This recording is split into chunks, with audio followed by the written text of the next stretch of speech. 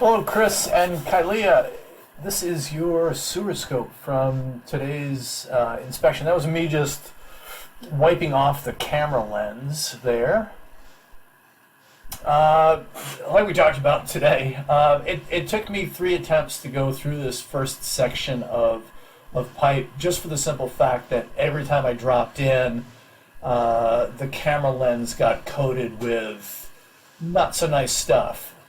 So like we talked about, when you do have the pipe cleaned, start from that access point, right? So the main sewer stack, and not the clean out cap that's in the floor closest to the front foundation wall, just to get rid of that stuff. Or I mean, another way to look at it is you wanna get as much of the pipe cleaned as possible, so getting right towards where it's going laterally. So very quickly, right at about 30 feet, we switch over to clay. Here's the transition between cast iron and clay, and right off the bat, we see some roots growing in, roots right there, obviously. Like we talked about today, this is one of the characteristics of clay sections. It's not a question of if roots are going to grow in, it's more a question of when and how quickly they grow.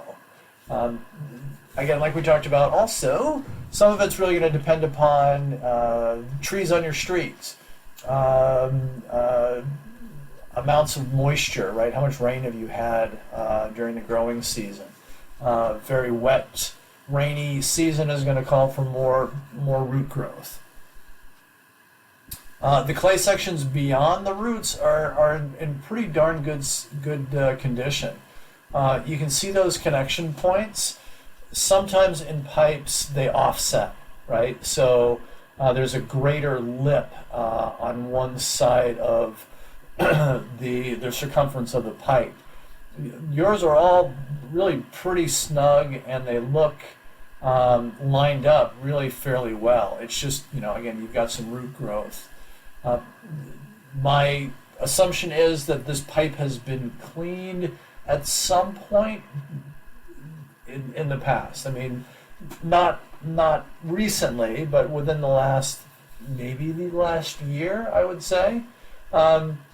This is the only anomaly that I've found. I can't really tell what that is. It's hard. It's a mass of something.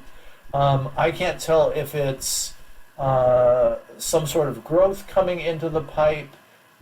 It's a shard of the pipe. I would think that potentially that's something that could get cut out.